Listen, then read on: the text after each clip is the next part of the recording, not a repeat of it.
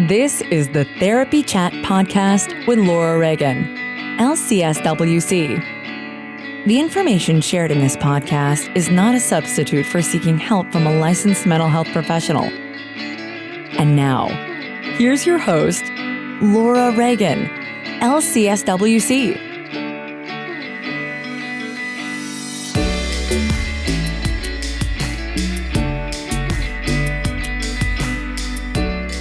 Today's episode is sponsored by Therapy Notes.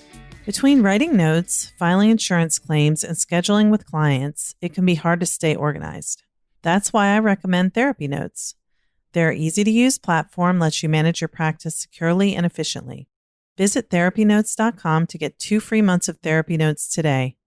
Just use the promo code TherapyChat when you sign up for a free trial at therapynotes.com. Hi, welcome back to Therapy Chat.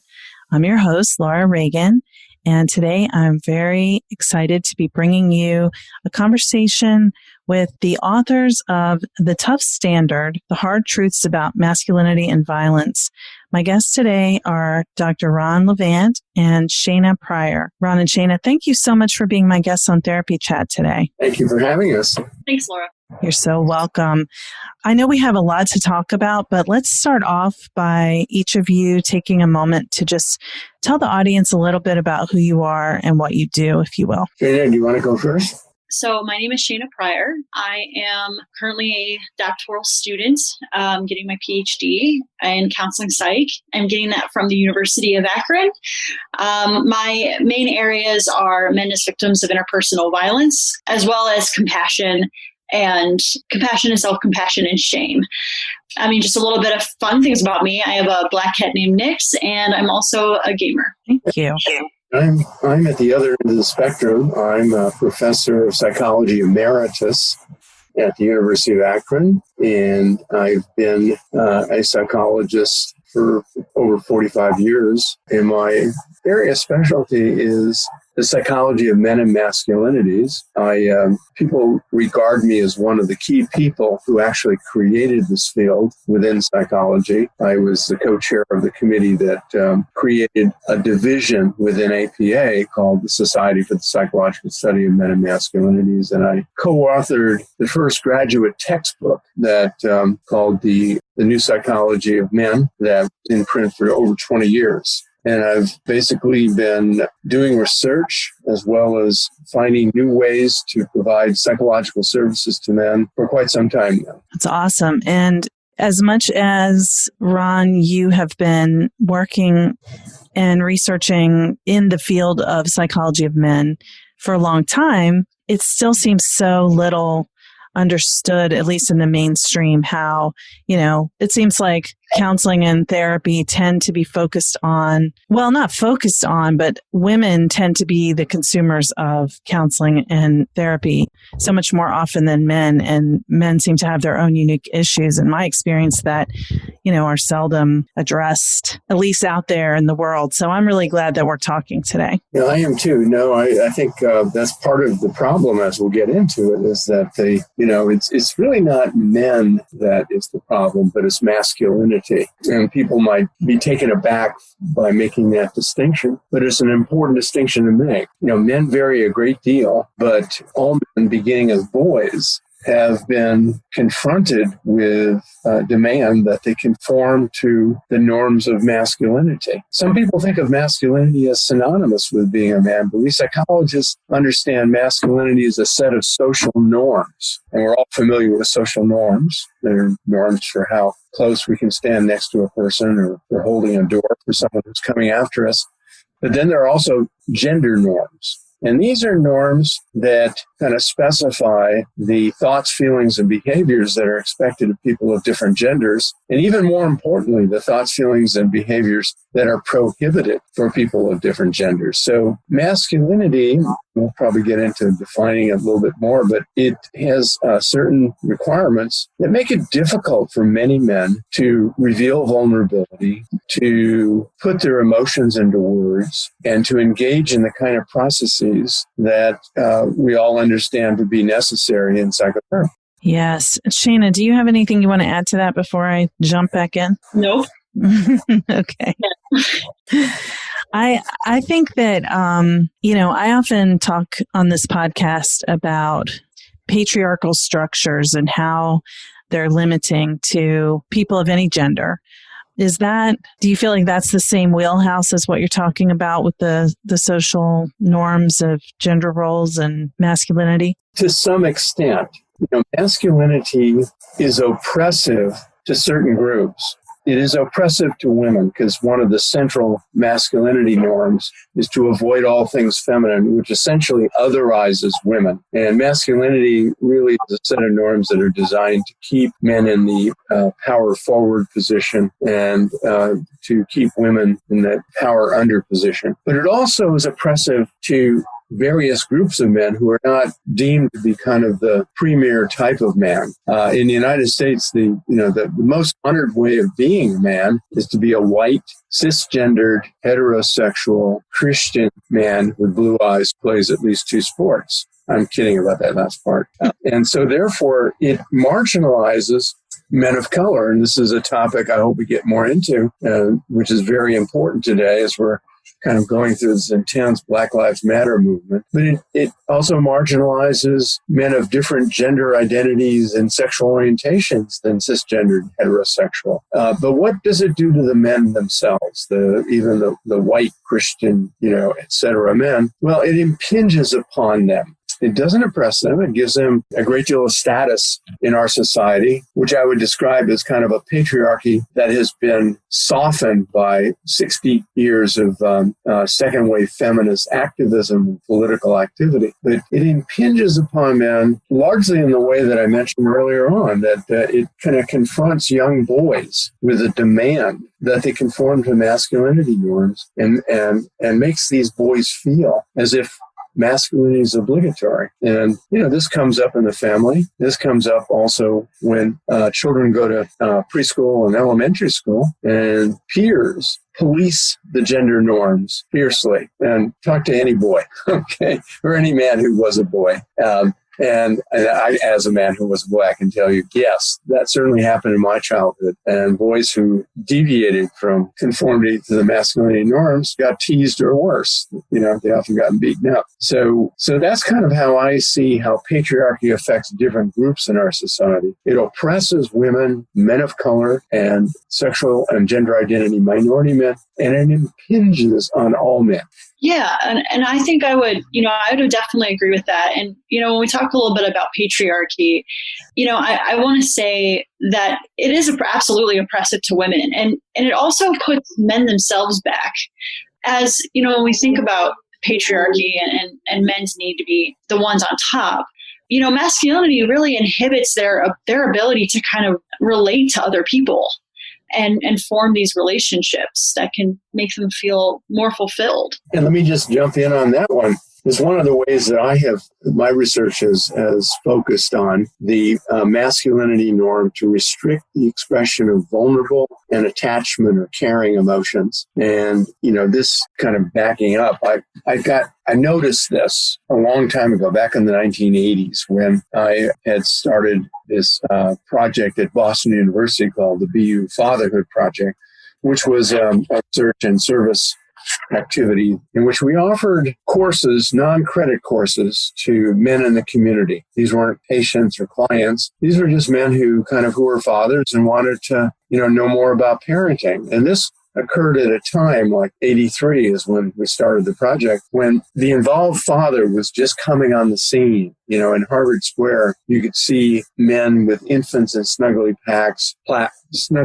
or pushing strollers. And people were just starting to pay attention to some changes in the father's role, that they were actually providing care to children as opposed to the former kind of distant good provider, chief disciplinarian role. And during this project, which ran for 5 years, we had a bunch of different classes for fathers, for single fathers, stepfathers, fathers who worked and their wives worked. The central course was called the Fatherhood course. And basically, it offered parent education to dads. And that was really needed because a couple of years earlier, I'd done a literature review on parent education or parent training and found that none of the review articles that existed then even mentioned whether the parent group included fathers. It was just assumed. that this is for mothers. So it was nothing for fathers who at that time were just starting to, take a more hands-on role of being an involved parent. And so we would meet a class of 8 or 10 men, meet once a week for a couple hours in the evening for 10 weeks. And back then, video equipment was very cool, and I had gotten a grant, and I bought an enormous amount of video equipment, which impressed the men when they came in. They saw all this high-tech equipment, and it was how we did business back then. We told the men, we're going to help you become a better father by the same way you might have learned a sport like tennis or golf. We're going to do it. We're going to tape it. We're going to watch the tape and break it down and figure out how to do it better. So in this class, a man had come in, was kind of visibly upset. And I asked what was wrong. And he said his son had stood him up for a father-son hockey game. So back then I was pretty naive about men and emotion. So I asked him, well, how did you feel about that? Being a good psychologist, one of the first things you ask.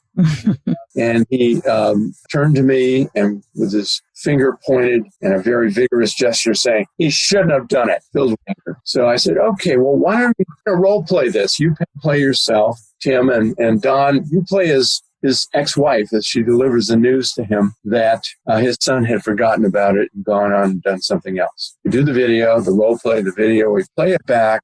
I point out to him, I said, look in the monitor.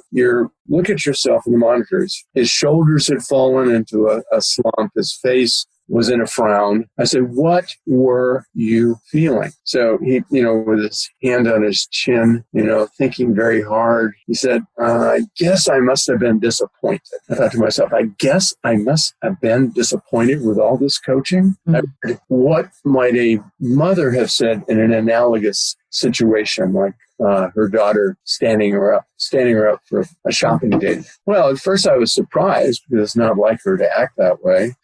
I was hurt that she acted with so little regard for my feelings. And then I was worried that maybe she's upset with me and this is her way of showing it. And then I was disappointed and annoyed because I built my whole day around the date and now it was ruined. I guess I was disappointed, surprised, hurt, worried, disappointed, and annoyed. What's going on here? So my colleagues at the time were not very supportive. They thought I was nuts. They said, forget it, Ron. I mean, that's just the way men are. Mm-hmm. Now, in my doctoral program at Harvard, I had trained as a child clinical psychologist, did an internship at the Child Guidance Center. And so part of my, the educational components, I became familiar with the developmental psych literature. And I was aware that there was a section in that literature called emotion socialization, which studied how children were differentially socialized to express certain emotions based on their gender. And going into that literature, there's about 40 or 50 studies that I reviewed at the time. I found out some very interesting things about men's emotion socialization or boys' emotional socialization. And again, this is under the masculinity norm of restrict the expression of vulnerable and caring emotions. So children are being socialized to conform to these norms. So what do we find when we look at this literature? There are a large number of studies of neonates hours after birth, okay? And what do neonates do? They sleep or they cry. But observational studies of neonates indicated, and I think there were even 18 studies of neonates, that boys were considered more emotionally expressive than girls at that stage, which meant that they probably cried more and changed more rapidly between emotional states. So boys start off more emotionally expressive than girls, which is really interesting, and they maintain this advantage until about 1 year of age. Then at 1 year of age, obviously, they do a lot more than cry and sleep. They gurgle and coo, and they express they express a wider range of emotions. But you start to see a study at 2 years of age, boys and girls, showed that girls were starting to leap ahead. They were more verbally expressive of emotions than boys. And then between the ages of 4 and 6, you find that boys become less facially expressive of emotions. And I kind of have to tell you about this study because I think it's one of the coolest studies I've ever come across. The investigator, Ross Buck of the University of Connecticut, recruited mothers of 4 to 6-year-old children. And these were boys and girls. And child was shown an emotionally stimulating slide. And the mother was in an adjacent room watching her child's face on a monitor, video monitor. And the dependent variable in the study was, could she accurately identify the slide shown to her child? So the results were that at 4 years of age, mothers of boys and mothers of girls were equally accurate. But as the children aged, the mothers of sons grew less and less accurate, so that by the age of 6, the mothers of boys were, significantly less accurate than the mothers of girls. So what's going on with boys between the ages of 4 and 6? They're going to preschool and school, being socialized by their peers. As I mentioned earlier, the peers serve as, gender police. And so Buck was able to document that during this time period where the major life experience of boys, has suddenly changed, that they are less facially expressive of emotions. Now, based on these studies and also research I did in measuring masculinity norms, I put forward the normative male alexithymia hypothesis. Now, I know your listeners are probably not going to know what that word means, so I'll define it. Alexithymia is a clinical term that means literally without words for emotions. And my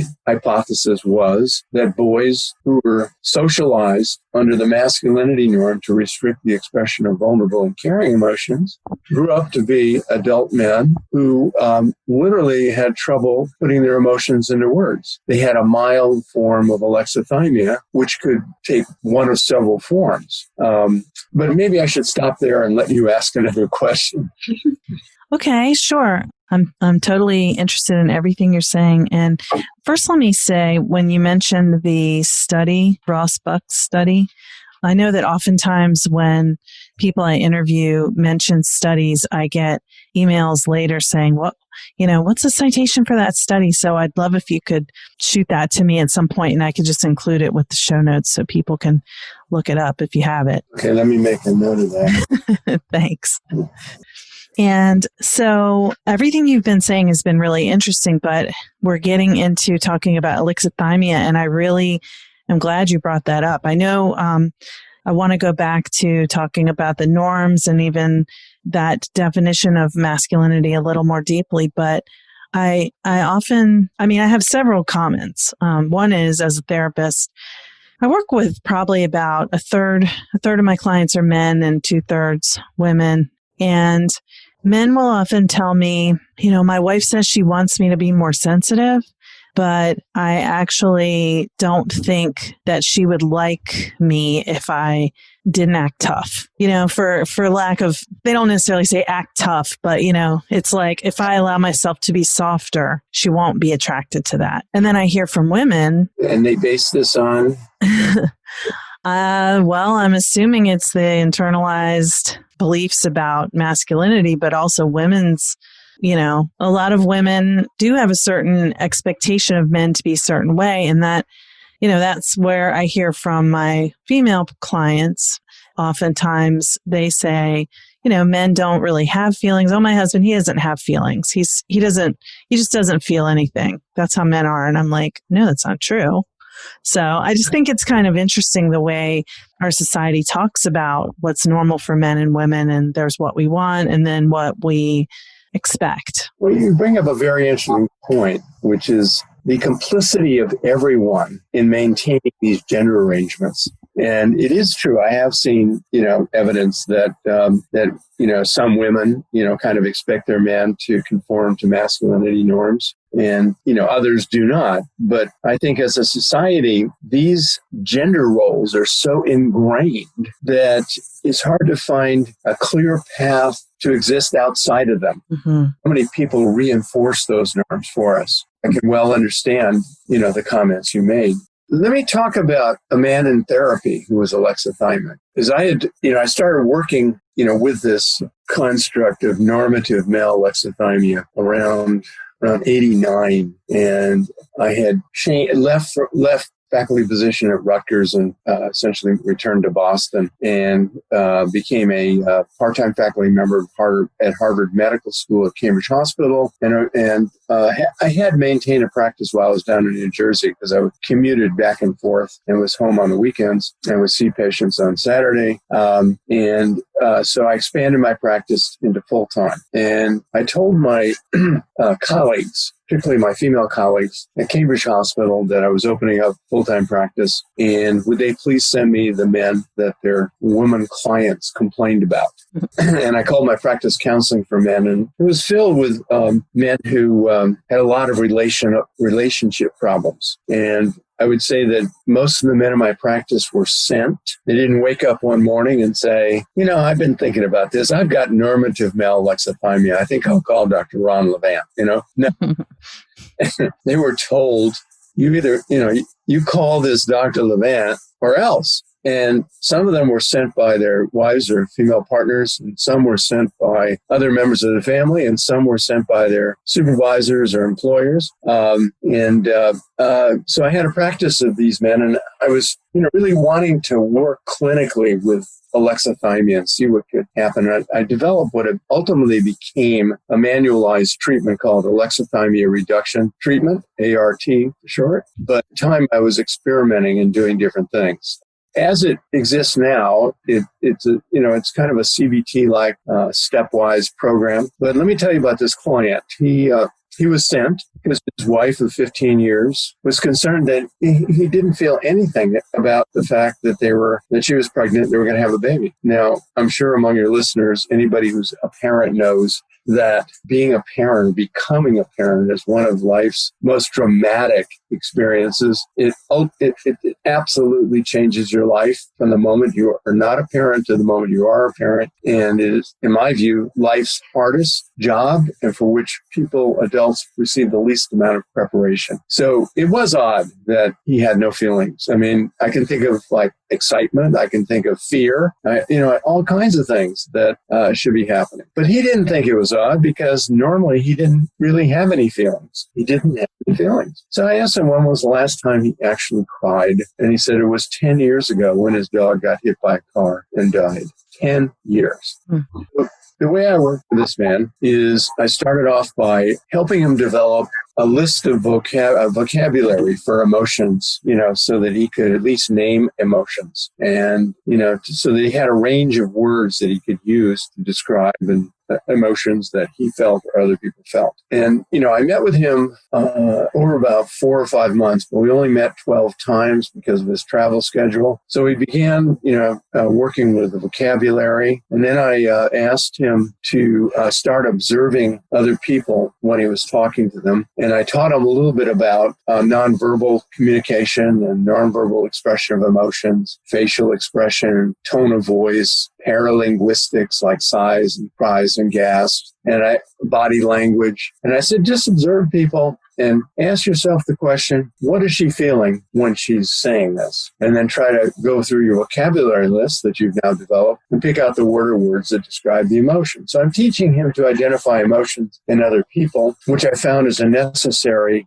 step to identifying emotions in oneself, especially for an alexithymic man. Back then, I would identify alexithymia through an interview. I subsequently developed a scale called the Normative Male Alexithymia Scale, which has gone through another revision recently.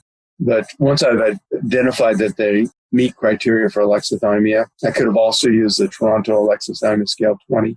And then I explain what we're going to do, get buy-in for the method, and start working. And I think this particular approach has homework and is kind of very results-oriented. And I found it was pretty congruent with the way that men like to work in therapy. It wasn't kind of non-directive or free associated. It was kind of more action-oriented. So the third step involves identifying emotions in yourself. And I ask my clients to keep, some 3x5 index cards handy. And whenever they thought they had an emotion, and many of my clients wouldn't actually be able to know they actually had an emotion, but they would experience some change in their body, like butterflies in my stomach or a tight band across my forehead. That's how they describe it. And I said, whenever you have this sensation in your body or a feeling, if you actually know that it is a feeling, write it down, the time, what the feeling or sensation is, and then ask yourself the question, who is doing what to whom, and how does that affect me? And then, once you've identified that, go through your vocabulary list and find a word or words that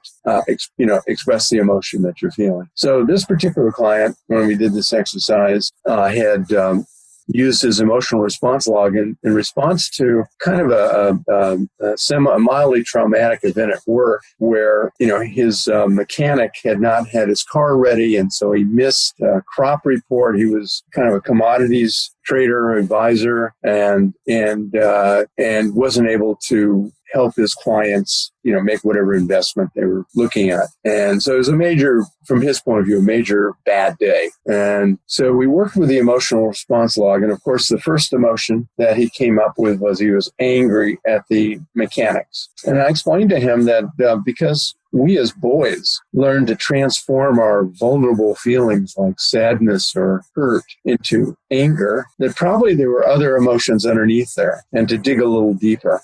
And so he did. And, the emotions he came up with were that he was disappointed, felt let down by his mechanic. He felt a sense of failure, guilt that he had failed his clients, and fear that he would lose these clients. So, working with him in this way, he's getting down to kind of the kinds of emotions we clinicians like to talk about. And, I worked with him, as I said, to help him develop an ability to identify and describe his emotions. We then started talking about his family of origin. And, initially when I took the history, he talked about his father in very kind of superficial terms: good man, hardworking man, an Air Force hero in World War II. His father was a bombardier. Do you know what that is? I think I know. It's the person who directs where the bombs are going to be dropped. No. Okay. Most people don't know. So don't feel bad. So the bombers, these big, bombers would have a little bubble beneath the tail. And in that bubble would sit a man with a machine gun. And that man would kind of shoot down the fighter jets that were trying to drop the bomber. So it's a very exposed position, like 1 second from death, and quite heroic in my estimation. And his father, kind of many, many years after the war, was still living in the war. He belonged to all these veterans organizations. He, collected World War II memorabilia and the like. And his vocation was, they lived in a small city, I think, in the Midwest. And his father was the publisher of that town's or city's local newspaper. So my client, wanting to connect with his dad, who he worshiped, became the editor of his high school paper, so that they could talk about the duties of the press and the freedom of the press, and kind of connect. He wanted to connect with his dad. But his dad wasn't having any of it. He was too busy and all of that. And so later on, he's out of the house. He's finished college. He's in the Army. His father, he gets word his father had a heart attack. Could he come home? And so his response was to say, F you. I don't have to do that. We men don't care. We don't have to do that.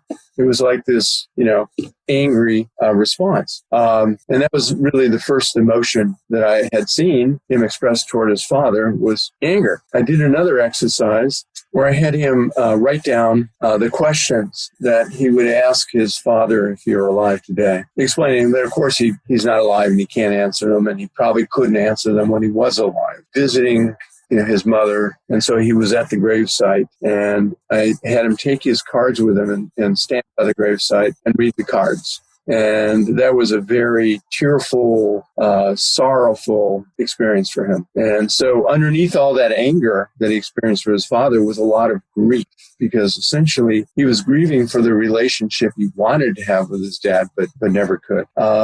We continued to work a little bit after that, and then we terminated. And about a little while after we terminated, I got a postcard from him saying, it's a boy, all the stats, how 6 pounds, 9 ounces, blah, blah, blah, blah, blah. And then he added, one of my client's interests was participating in Scottish rituals, with the bagpipes and the kilts and all that. Mm-hmm. Wrote at the bottom of the note, and he even looks Scottish.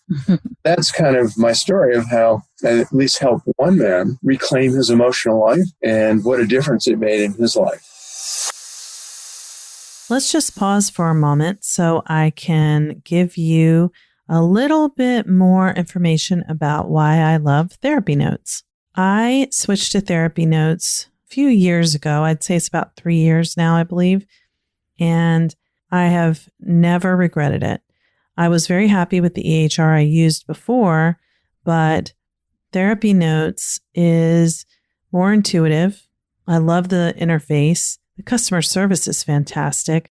And I love how I can get my notes done quickly because I can customize the template that I use for my notes, and there are opportunities to put check marks rather than having to write out the intervention used. So I have cut my time spent writing notes way down, which is wonderful because I like to focus on seeing clients. I know documentation is an important part of our work, but it can also be time consuming, and that is why I love using Therapy Notes. If you are considering switching EHRs or you're looking for one to use in your practice, give Therapy Notes a try. You can get 2 free months by using the code TherapyChat. Now let's get back to our interview. Yeah, so before I say anything, I just want to see if Shana wants to add anything to what's been said so far. Oh, well, I actually had a response to your original question as well, but I think I'm actually going to probably respond to what Ron was saying, is because I was thinking about the bombardier and the lack of emotions and what I think that means to some men. And that, when you're in these kinds of positions, I've had a lot of men, my own male clients, I think that say, hey, if I start showing emotions, what's going to happen? Like if I open up that door, what's going to happen to me? How am I going to be able to handle all of these situations when I have to be the caregiver or I have to be the provider? And I think that relates a little bit, Laura, to what you were saying in the beginning, where, well, if I'm not tough, then is she going to, is my wife or significant other going to love me? And I think that speaks to the unknown that I think a lot of men feel when they try to challenge some of these masculine norms. And really, I want to say that, we never really teach people that, emotions are, I think in a situation like the bombardier, or, if you're a firefighter, or, you're in the military, in those situations, it's normal to kind of not have emotions because you have to survive. But the difference is that at some point you have to come out of that. You can't live there. And I think that that's where a lot of men tend to think, well, this worked for me in this environment, so it could work for me everywhere else. So I don't really have to feel emotions. In reality, they do. Yeah, I think one of the things is that not only do they feel them, but whether they try not to show them, anyone who tries to hold their feelings in, they're still there under the surface and they're affecting us, whether it's making it difficult for us to be close within our relationships, or just this sense of something's missing, or also things we avoid doing, things we avoid dealing with because we just don't know what to do. All of that goes on below the surface, whether we're really aware of it or not. So we think we're like holding our emotions in successfully and just being an unemotional person, but there's a toll that it takes, I think, on the individual who's suppressing their feelings. And that can be both, emotional, as I just mentioned, but also physical. And then in addition, the way their relationships are. Mm-hmm. And I'm also thinking that, as a woman, because I was also thinking about your female clients that, I'm trying to remember exactly how you said it, that might be attracted to men who are less sensitive. Yeah. I think that masculine norms and myths isn't just something men need to learn. I think it's something women need to learn as well. Because I think one of the worst things that you can do, as a partner to a man is to say, man up and be a man. And, especially when they try to be sensitive. I've had a lot of people who attempt to be sensitive and it really gets thrown back at them and it just sends them back 3 steps. So I want to say this as a woman. I think women also need to kind of consider their role in this as well. One thing I wanted to kind of, since, we're kind of here because of the book, which is called The Tough Standard, The Hard Truths About Masculinity and Violence, I wanted to kind of draw attention to the relationship between alexithymia and violence. And I'm going to kind of talk a little bit about depression. I think both of you are aware that men are diagnosed with major depressive disorder, which is considered the common cold of mental illness, not because of its lack of severity, but because of its frequency. that men are diagnosed half as frequently as women with major depressive disorder. And that can't be biological. And a number of my colleagues have kind of developed conceptual formulations that try to explain this, that particularly, men who are alexithymic and really have difficulty even knowing what they're feeling tend to externalize their distress. That is, they engage in that if somebody says something that might hurt their feelings or make them feel vulnerable, they get angry. And I've seen this with some men. It's almost like touching a match to magnesium. They just ignite in anger when someone hurts their feelings. And, I want to talk about this because our book is about violence, and violence is a huge problem in our society. I mean, right now we're looking at almost like an epidemic of police violence. And masculinity plays a huge role in that. There are about 45 years of studies that have shown correlations. That is that these two variables are linked between masculinity measured by one of several scales is associated with a whole host of harmful outcomes, many of which are related to violence. Now, I know of no study that has actually linked masculinity to violence because it would be unethical to create an experiment in which violence occurred. But there are many related to aggression as well as hostile attitudes towards ethnic and racial minorities, as well as hostile attitudes towards women, misogyny, rape myth acceptance, and a variety of pretty negative things. So, I think it's important to bring this up, that masculinity doesn't only harm the man, it harms people close to him and it harms society. And I should say that, it's well known that most violent crimes, one reports that 87%, FBI report 87% of all violent crimes are committed by boys and men. But it's also true that the vast majority of boys and men are not violent. And the difference is in the masculinity. And what I mean by that is most adult men actually do not strongly endorse or conform to masculine norms. I think what happens is that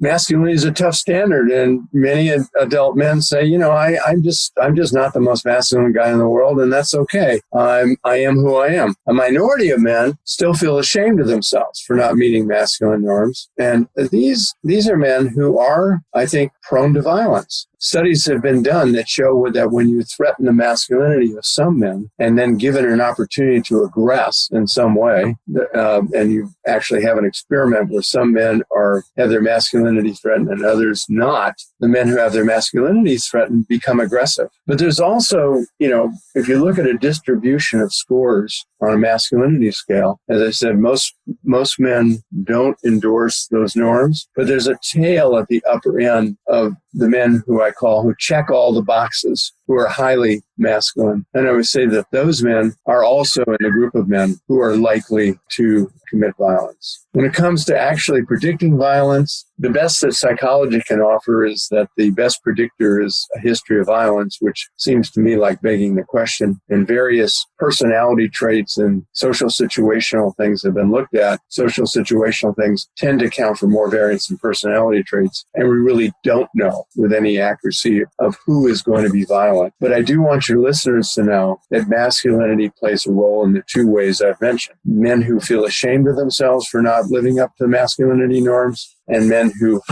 are hyper-masculine and check all the boxes. I'm curious to learn more about that. I've learned as someone who's worked with sexual violence, with survivors of sexual violence for 18 years, the prevention kind of framework that I've learned within is that hypermasculinity is a common factor in sexual violence, not across the board, but how does that fit with what you're talking about? And is there a difference in that hypermasculinity versus not being strongly endorsing those masculine traits, but feeling ashamed about it?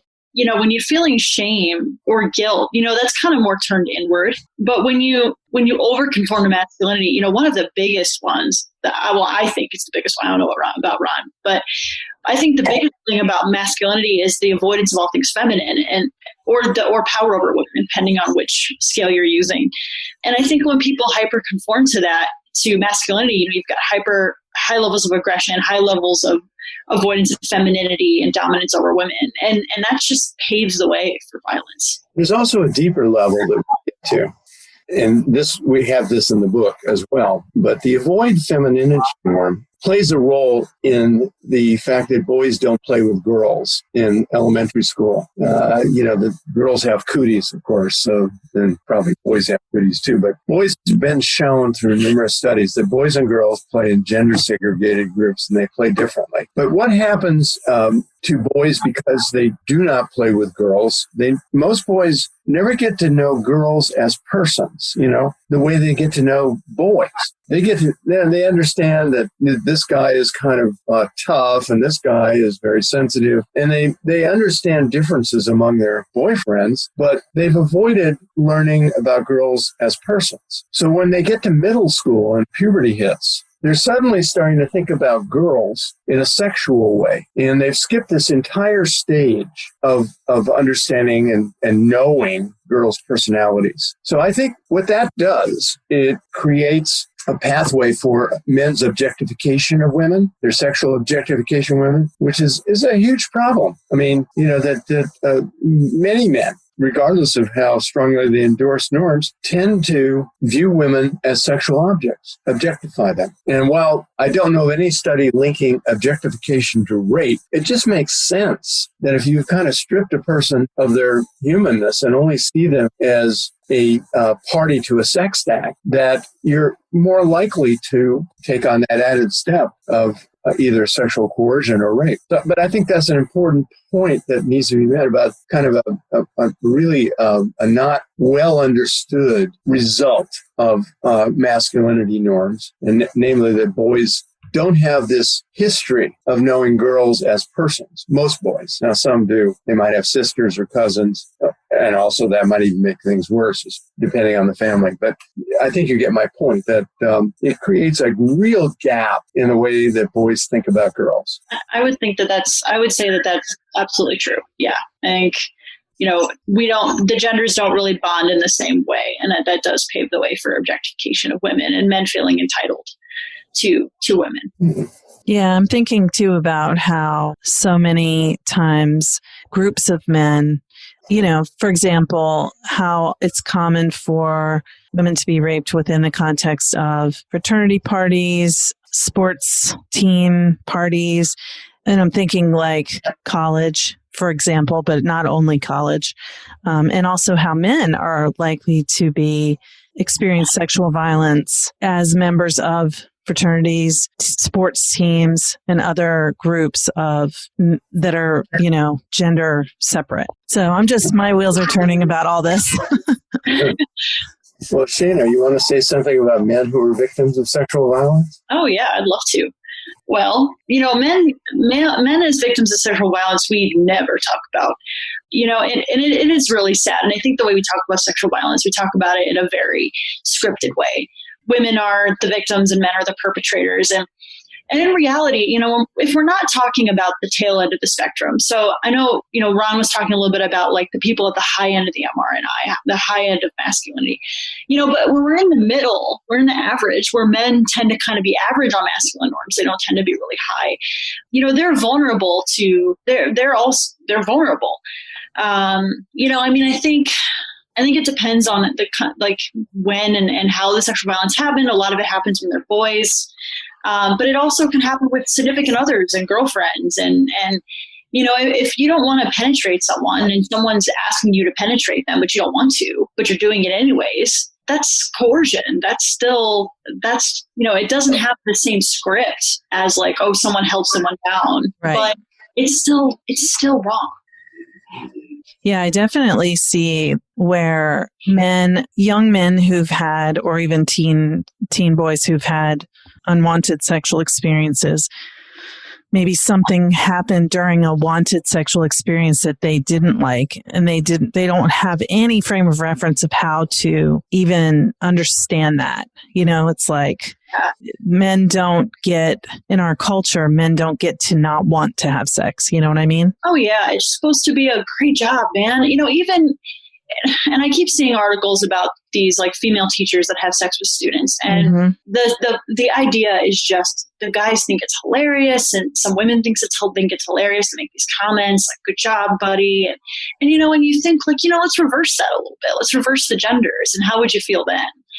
And that's really the sexism. That's really the prejudice about it, right? This idea that I think it's sexist to think that women can't be perpetrators of violence.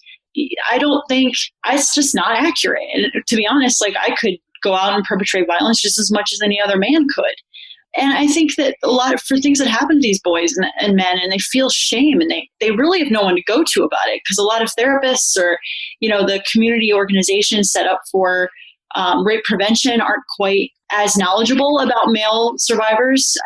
And so they're going to get a lot of speculation and they're probably less support.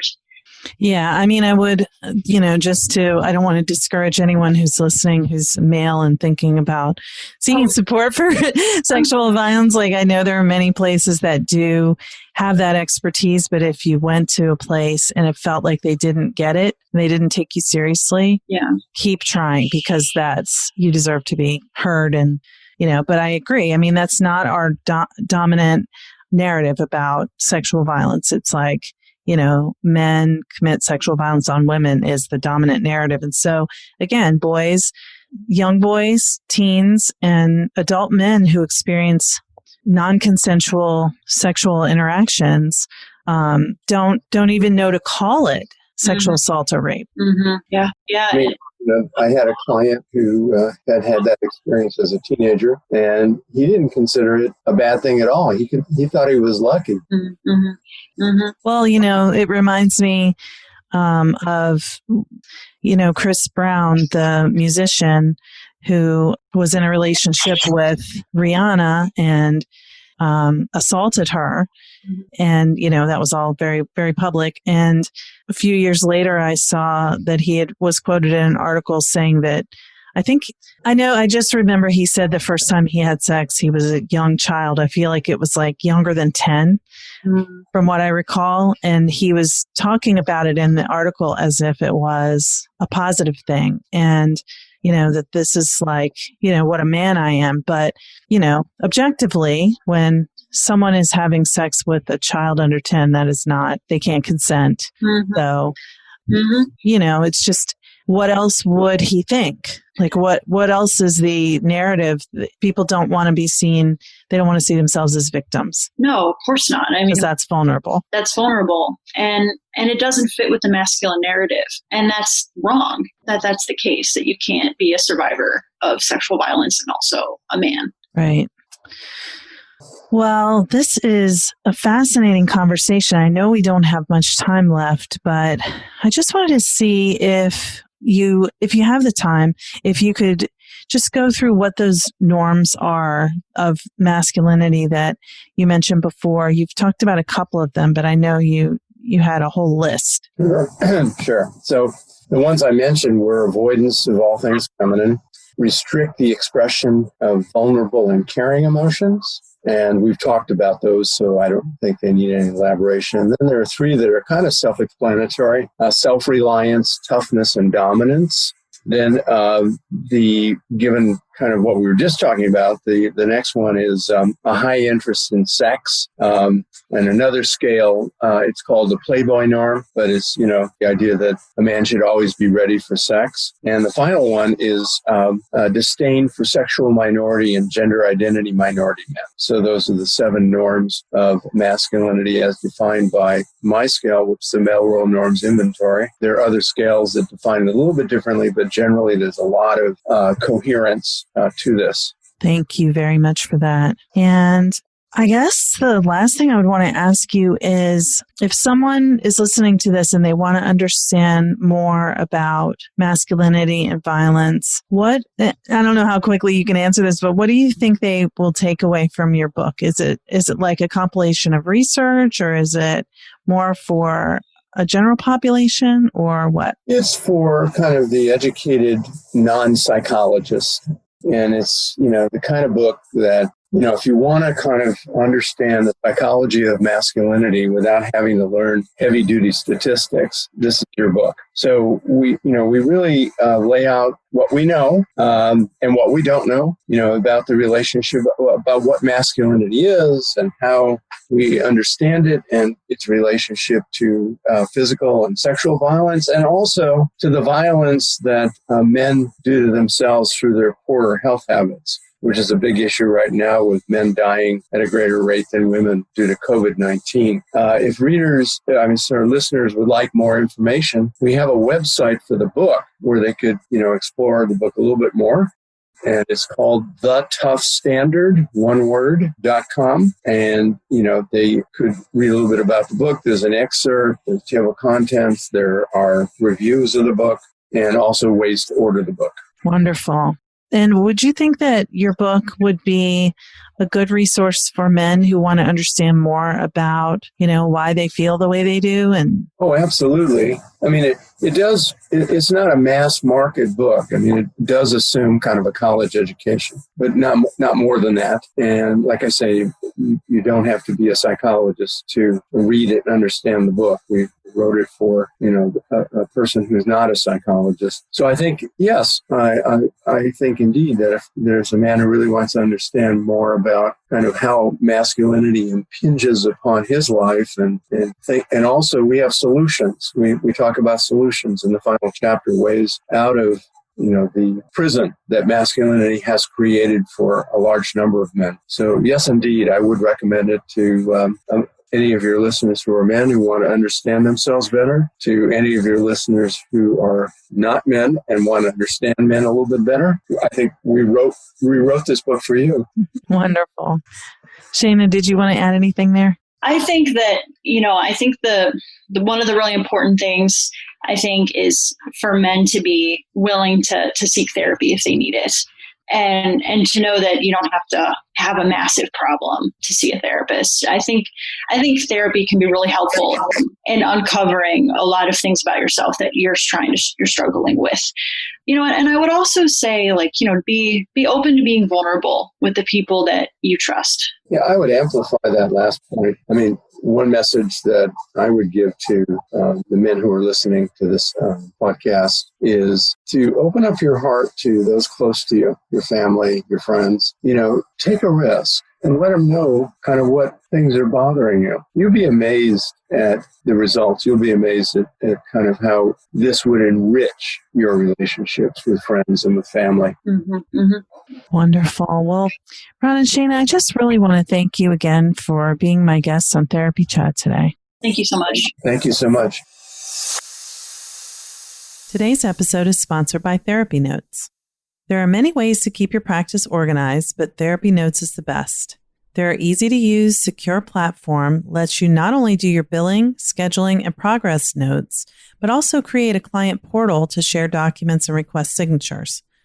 Plus, they offer amazing unlimited phone support, so when you have a question, you can get help fast. To get started with the practice management software trusted by over 60,000 professionals, go to therapynotes.com and start a free trial today. If you enter promo code TherapyChat, they will give you 2 months to try it out for free. Thank you for listening to Therapy Chat with your host, Laura Reagan, LCSW-C. For more information, please visit therapychatpodcast.com.